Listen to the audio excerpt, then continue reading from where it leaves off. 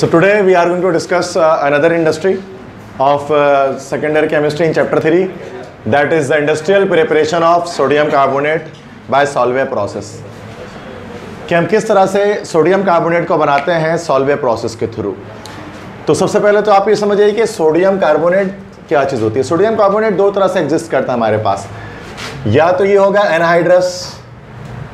Anhydrous sodium carbonate वो होता है कि जिसके अंदर कोई भी वाटर ऑफ क्रिस्टलाइजेशन मौजूद नहीं होता है, मतलब जिस सिर्फ Na2CO3 होता है। इसी को हम लोग क्या बोलते हैं, this is called soda ash. और कभी कभार हमारे पास होता है डीकाहाइड्रेटेड सोडियम कार्बोनेट। और डीकाहाइड्रेटेड सोडियम कार्बोनेट क्या होगा कि जिसमें 10 वाटर ऑफ क्रिस्टलाइजेशन मौजूद होंगे मॉलिक्यूल के, .10H2O। इसको हम लोग क्या कहेंगे, डीकाहाइड्रेटेड सोडियम कार्बोनेट हो। ये सोडा ऐश नहीं कहलाता, ये कहलाता है, this is called washing soda. Washing soda जिसको हम नॉर्मली ब्रांड नेम के लिहाज से सर्फ एक्सेल कह सकते हैं, या एरियल कह सकते हैं, बोनस कह सकते हैं, एक्सप्रेस पावर कह सकते हैं, ये सब इसके ब्रांड नेम है। नॉर्मली इन सब केमिस्ट्री में हम कहते हैं वॉशिंग सोडा। तो ये वॉशिंग सोडा कैसे बनाया जाता है इंडस्ट्रीज़ में, ये हम देखते हैं कि एरियल सर्फ या सर्फ एक्सेल किस तरह से कंपनी में उसको बनाते हैं, और क्या उसमें रॉकेट साइंस लगती है जो कि टीवी में कमर्शियल्स में नहीं बताया जाता, लेकिन हमें एज अ केमिस्ट्री स्टूडेंट हमें पता होना चाहिए। ठीक है, तो ये सॉल्वे प्रोसेस है। क्लास 9th में भी हमने इसको पढ़ा था, चैप्टर 9 के अंदर एसिड बेसिस एंड सॉल्ट के टॉपिक में। ठीक है, तो यहाँ पर दोबारा से पढ़ रहे हैं, तो 9th क्लास की वो सारी बातें रिपीट हो रही हैं। तो सबसे पहले तो याद रखो सॉल्वे प्रोसेस कहते क्यों ऐसे हैं, चूँकि इसको जिस साइंटिस्ट ने बताया था, इस साइंटिस्ट का नाम था अर्नेस्ट सॉल्वे। तो अर्नेस्ट सॉल्वे नाम के साइंटिस्ट ने इसको बताया था, और यही अर्नेस्ट सॉल्वे नाम के साइंटिस्ट ने बताया था। और ये अर्नेस्ट सॉल्वे कौन था, बेल्जियन केमिस्ट था। बेल्जियन कौन लोग होते हैं, जो बेल्जियम में रहते हैं। बेल्जियम का प्रॉपर एडजेक्टिव है बेल्जियन। ठीक है, चूँकि बेल्जियम में रहा करते थे। क्लियर। अच्छा, अर्नेस्ट सॉल्वे ने एक बहुत बेहतरीन तरीका बताया था किस तरह से हम जो है वो सोडियम कार्बोनेट को बना सकते हैं, वॉशिंग सोडा को बना सकते हैं इन इंडस्ट्रीज़, जिसकी वजह से ये बहुत ज़्यादा मशहूर हुए सॉल्वे। और ये असल में साइंस के बड़े, मतलब साइंस से बड़ी दिलचस्पी रखते थे। तो ये क्या करते थे, हर 10 साल के बाद एक कॉन्फ्रेंस कराया करते थे, जिसको वो सॉल्वे कॉन्फ्रेंस कहते थे। तो हर 10 साल में एक बार होता था ये कॉन्फ्रेंस, जिसमें दुनिया भर से साइंटिस्ट को बुलाया जाता था, और वो मिलकर जो है वो क्या रिसर्च वगैरह करते थे या बातचीत करते थे। सबसे मशहूर सॉल्वे कॉन्फ्रेंस हुआ था 1920 में, जिसको हम लोग कहते हैं सॉल्वे कॉन्फ्रेंस ऑफ एटम। ठीक है, उसकी बड़ी मशहूर तस्वीर है जो कि इंटरनेट में गर्दिश करती है कि बहुत सारे साइंटिस्ट एक साथ बैठे हुए होते हैं। तीन रॉ होते हैं, मतलब एक रॉ, मतलब 2 रॉ खड़ी हुई होती है, एक रॉ बैठी हुई होती है। उसमें आइंस्टाइन आपको मिल जाते हैं, इस तरह जे थॉमसन हो जाते हैं, रदरफोर्ड हैं, नील्स बोहर हैं, वो सब एक साथ, जिम मैक्सवेल हो गए, मैक्स प्लांक हो गए, सब एक साथ मिल जाते हैं। तो जेम्स चैडविक भी उसी में होते हैं। तो ये पूरी तस्वीर आपने देखी होगी, 30-35 साइंटिस्ट मिलकर बैठे हुए, तो वो सॉल्वे कॉन्फ्रेंस ही कहलाता है। तो इनके नाम पे एक अरसे तक सॉल्वे कॉन्फ्रेंस जो है वो चलता रहा। ठीक है, तो यही वो सॉल्वे हैं, अर्नेस्ट सॉल्वे, जिन्होंने सॉल्वे प्रोसेस आपको बताया था। तो अगर आपको वॉशिंग सोडा बनाना है तो आपको क्या रॉ मटेरियल चाहिए, रॉ मटेरियल मतलब खाम माल, क्या आपको स्टार्टिंग मटेरियल चाहिए होगा इसको बनाने के लिए, तो 3 चीज़ें चाहिए होंगी। Just remember, first thing what we need is limestone. Limestone जिसका फॉर्मूला होता है CaCO3, कैल्शियम कार्बोनेट, मार्बल, संगमरमर, चूने का पत्थर, कुछ भी आप इसको कहते हैं, एक ही बात है। ये चाहिए होगा। दूसरी चीज़ जो आपको चाहिए होगी वो क्या चीज़ है, ब्राइन। ब्राइन क्या है, brine is actually the saturated solution of sodium chloride and water, नमक और पानी का महलूल, दैट इज ब्राइन। और तीसरी चीज़ चाहिए होगी अमोनिया गैस, NH3 गैस। और अमोनिया गैस के आगे मैं ब्रैकेट में लिख रहा हूँ वन टाइम यूजेज, एक दफ़ा में चाहिए होगा। देखो ये सॉल्वे प्रोसेस में हम तीन चीज़ों को इस्तेमाल करके जो है वो वॉशिंग सोडा बनाते हैं। एक तो आप लाइम स्टोन इस्तेमाल करते हैं, एक आप इस्तेमाल करते हैं ब्राइन, और तीसरा आप इस्तेमाल करते हैं अमोनिया गैस। अमोनिया गैस का वन टाइम यूजेज है, एक बार आपको इस्तेमाल करना है, उसके बाद बार बार खुद ही आपको रिकवरी में स्टेप 5 में वापस हासिल होता रहेगा। अभी हम डिस्कस करेंगे कैसे होगा। ठीक है, वापस हासिल होता रहेगा, इसलिए तो ये प्रोसेस बहुत मशहूर है, इसलिए इसको अमोनिया सॉल्वे प्रोसेस भी कहा जाता है। ठीक है, और फिर इसके अलावा ये देखें कि इसमें एक बहुत सस्ती चीज़ को इस्तेमाल करके महंगी चीज़ बना रहे हैं। जैसे नॉर्मली इसमें देखें हम 2 चीज़ें इस्तेमाल करें, लाइम स्टोन इस्तेमाल करें, संगमरमर। अब मार्बल जिसको हम कहते हैं, आप बोलोगे सर मार्बल तो महंगा आता है, घरों में लगाते हैं, तो वो तो मार्बल एक सेम एक साइज़ का होता है ना, ये और कटिंग हुआ होता है। अगर आपको मार्बल के जस्ट पीसेस चाहिए हो तो आपको फ्री में मिल सकते हैं, फ्री ऑफ कॉस्ट। आप चले जाओ किसी भी गार्डन चले जाओ आप वहाँ, ठीक है, दैट इज़ गोलीमार जो है, पुराना गोलीमार, बड़ा बोर्ड के पास, मंगो पीर, आपको बाहर दुकानों के फेंके में मिलेंगे मार्बल। दुकान बंद करके जाते हैं, सारा मार्बल फेंक देते हैं बाहर, टूटा फूटा जितना होता है ना, बड़े बड़े सिल्ले रखे होंगे पूरे मार्बल के। तो वो मार्बल आपको चाहिए जो फ्री में मिल गया आपको, कोई पैसे नहीं चाहिए। मंगो पीर जाओगे तो कितना ही मार्बल आपको वहाँ पे मिल जाएगा, पूरा पहाड़ है मार्बल का। तो चूंकि वो फ्री में कौन सा मिलेगा जो मतलब हमें को तो खूबसूरती नहीं चाहिए ना, हमें तो उसका कंपाउंड चाहिए ना, वो टूटा फूटा जैसा भी मिल जाए, पत्थर मिल जाए उसका हमें क्या। दूसरी चीज़ उसके बाद हमें चाहिए ब्राइन। ब्राइन क्या है? खारा पानी। खारा पानी तो मुझे नहीं लगता है क्योंकि वो खरीदने की जरूरत होती है उसको, आप बोरिंग कर लो तो खारा पानी ऐसे निकल जाएगा, ठीक है। मतलब इसमें दोनों चीज़ जो इस्तेमाल कर रहे हैं उसको कोई खरीदना नहीं। तीसरी चीज़ अमोनिया, वो एक ही बार यूज़ करना है। और उससे बना क्या रहे हैं? सर्फ एक्सेल और एरियल, जो कितने रुपए किलो मिलता है आपको पता है, ठीक है। मतलब एक फ्री चीज़ इस्तेमाल करके इतनी महंगी चीज़ को बना रहे हैं। इसलिए तो हम कहते हैं कि इंडस्ट्रियल्स का कितना बड़ा फायदा हो, तो कितना कमाते हैं करोड़ों में, ठीक है। ब्रांड का नाम ले रहा तो हो जाएगा मोनेटाइजेशन, मसला नहीं, वो भी बना देंगे, उसमें कोई मसला नहीं। तो मटेरियल क्या है कि इसमें तीन चीज़ें समझ में आ गई, ओके। तीन चीज़ें, लाइमस्टोन है, ब्राइन और अमोनिया गैस। रॉ मटेरियल से स्टार्टिंग किन किन चीज़ों से हम लेंगे। अब उसके बाद क्या प्रोसेस होगा पूरा, इस पूरे प्रोसेस को मैंने यहाँ पे डिज़ाइन किया है, ठीक है।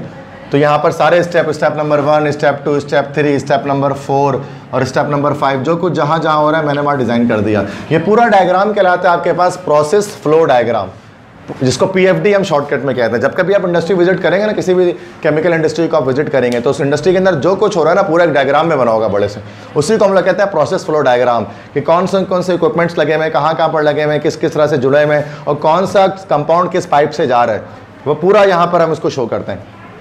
तो काफ़ी एक बड़ा प्रोसेस है ये, जिसको हम पढ़ते हैं तो डायग्राम से भी आपको समझ में आ रहा होगा।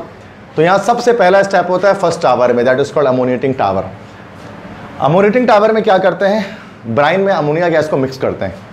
तो यहाँ से हम एंटर करते हैं ब्राइन, दैट नमक पानी का महलूल, और यहाँ से हम डाल लेते हैं क्या? अमोनिया गैस, और दोनों साथ में मिक्स हो जाते हैं, फिजिकली मिक्स होते हैं, रिएक्शन नहीं करते हैं आपस में, ठीक है।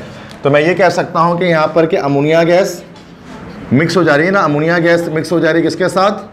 NaCl और H2O के साथ, या दैट इज NaCl और H2O के साथ हम जो है वो अमोनिया गैस मिक्स कर दे रहे हैं। तो ये कोई रिएक्शन नहीं हुआ, बस एक मिक्सचर बन गया। इसी को हम लोग कहते हैं that mixture is called ammoniated brine, कि ऐसा ब्राइन जिसमें अमोनिया मिला हुआ है, मिक्स हुआ हुआ है, सॉल्युबल हुआ हुआ है, ठीक है।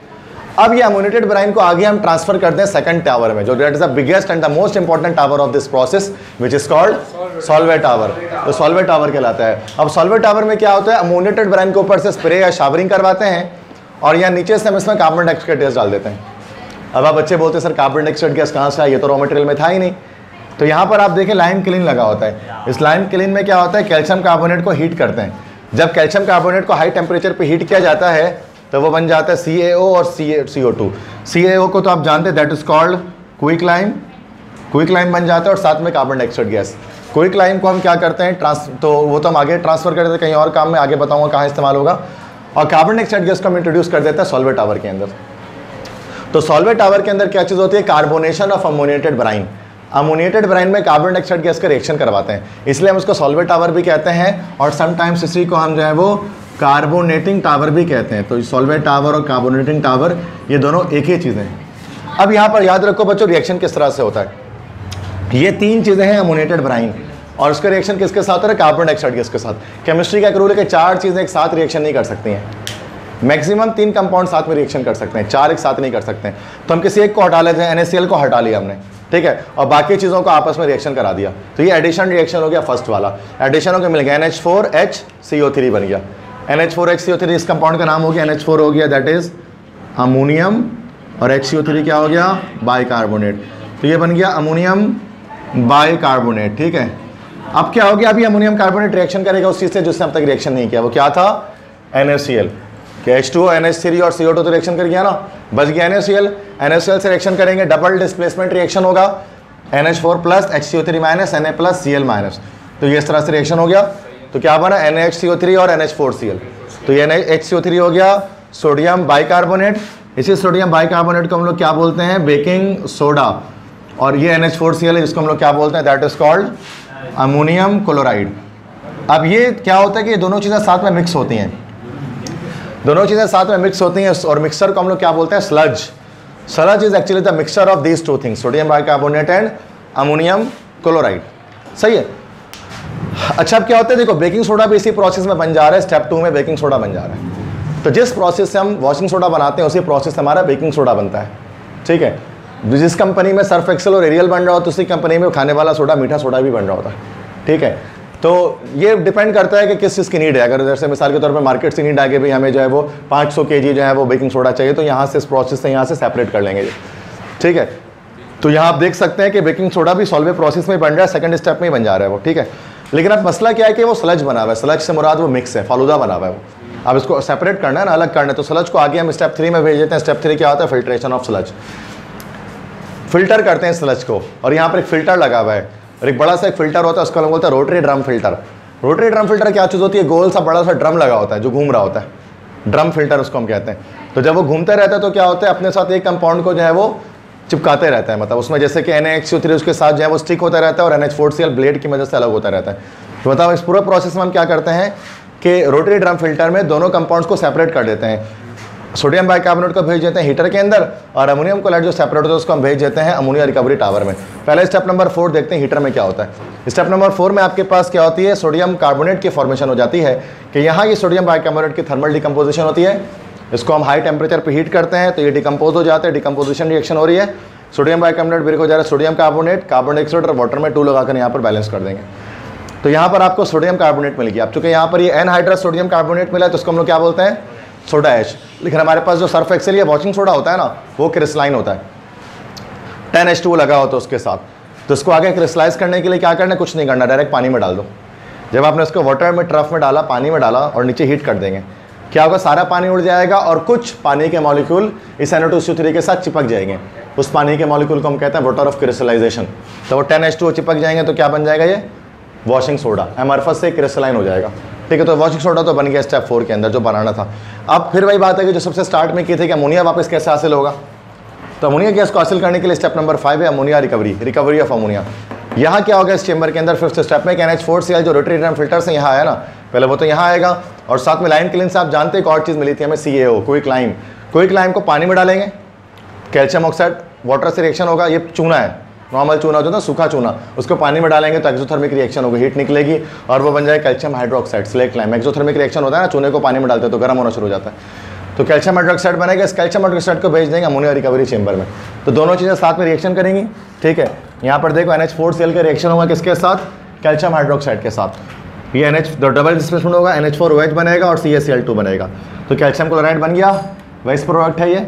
NH4OH जो बनेगा, अब आप सब जानते हैं कि NH4OH जब भी किसी भी केमिस्ट्री में आपको बनता हुआ फील हो, ये ब्रेक हो जाता है फॉरन से किसमें? अमोनिया और वाटर में। तो ये जो NH4OH बना ये अमोनिया और वाटर में ब्रेक हुआ और CaCl2। अभी जो वाटर अमोनिया गैस बनी इसको हम क्या करेंगे? इसको वापस हम फर्दर अमोनिएशन ऑफ बनाने के लिए स्टेप 1 में दोबारा भेज देंगे।